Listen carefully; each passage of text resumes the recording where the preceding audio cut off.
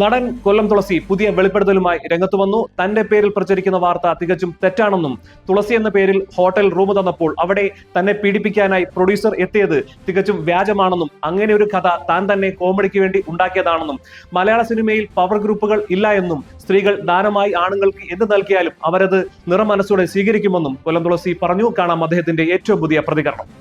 ശരി, പിന്നെ ഇവരൊക്കെ ഈ 15 ടീമെന്നും പറഞ്ഞുണ്ടാകുന്നത് മനസ്സിലാവുന്നില്ല. അത് പറഞ്ഞുണ്ടാകുന്ന മാധ്യമക്കാർക്ക് വേറെ പണിയൊന്നുമില്ല. മാധ്യമങ്ങളല്ല ചേട്ടാ, മാധ്യമരംഗത്തില്ലേ, മാധ്യമരംഗത്തിരംഗത്തില്ല ഈ പീഡനം. പെണ്ണുങ്ങൾക്ക് വരാൻ പറ്റുമോ? മാധ്യമരംഗത്ത് വന്ന പെണ്ണുങ്ങളെ ഞങ്ങൾ വെറുതെ വിടുവോ? അങ്ങനൊന്നും പറയാൻ പറ്റത്തില്ല. അങ്ങനെ പറയുന്ന പോലെ ഉണ്ട്, അനുഭവസ്ഥരുണ്ടല്ലോ. ഇന്റർവ്യൂ ചെയ്യാനായിട്ട് പെൺപിള്ളേരെ വിളിച്ചുകൊണ്ട് വന്നിട്ട് അതൊക്കെ നമുക്കറിയാമല്ലോ, അറിയാവുന്ന ഒരുപാട് കാര്യങ്ങൾ നമുക്കറിയാമല്ലോ.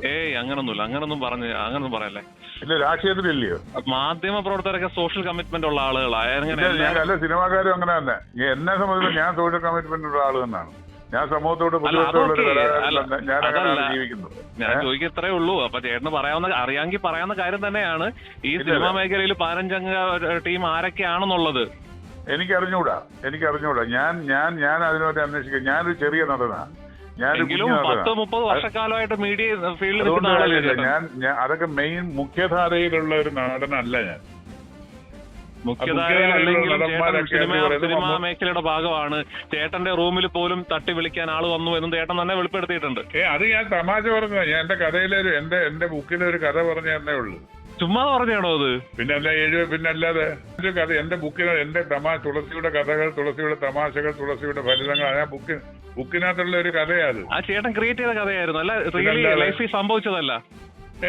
അല്ലല്ല, ആളുകൾ ഇപ്പൊ അങ്ങനെയാ പറയുന്നത്. അത് അങ്ങനെ കിടന്നോട്ട് നമുക്കെന്തോ.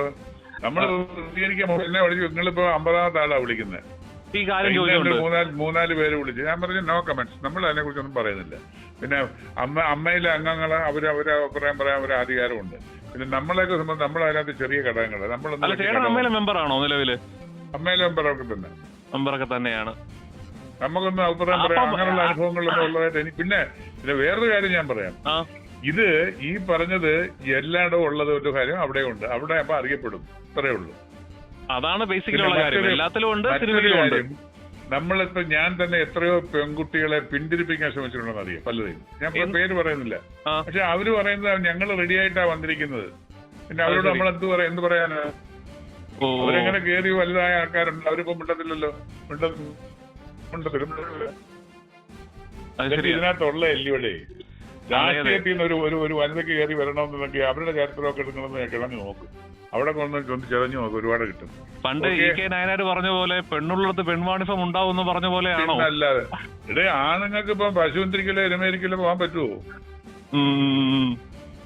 ആണുങ്ങൾക്ക് പെൺപിള്ളേരിക്കലേ പോകാൻ പറ്റത്തുള്ളൂ. അവര് ചോദിക്കുമ്പോൾ ഇഷ്ടമുണ്ടെങ്കിൽ കൊടുക്കണം, ഇല്ലെങ്കിൽ വേണ്ട, ഇത്രയേ ഉള്ളൂ.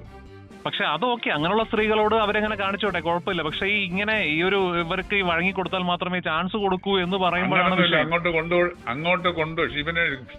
കൊണ്ടുകൊടുത്താൽ ഷിബിനെ ഒഴിവാക്കൂ. അങ്ങോട്ട് കൊണ്ടു തന്നാലേ ഷിബിനെ ഒഴിവാക്കുവോ? തീർച്ചയായും. ഇപ്പൊ മുതിർന്ന നടന്മാർക്കെതിരെ ഒരു ആരോപണങ്ങൾ ഉണ്ടാവുന്നുണ്ട്. എന്താവോ എന്തോ. അല്ല, എന്റെ ചോദ്യത്തിന് ഉത്തരം പറഞ്ഞില്ല. വിഷയം മാറ്റാതെ ഒരു പെണ്ണ് അങ്ങോട്ട് വന്ന ശിവൻ ചേട്ടാ അമ്മക്ക് വന്ന് കൂടാൻ ചേട്ടാ ബാ ചേട്ടാന്ന് പറഞ്ഞാൽ ശിവൻ വേണ്ടെന്ന് കഴിയുമോ? അല്ല, ഞാനാണെ വേണ്ട നോക്കും. പിന്നെ ഇവ എപ്പ പോയെന്ന് ചോദിച്ചോണ്ടാ മതി. ഓ ചേട്ടാ, ശരി എന്നാ, ഓക്കെ.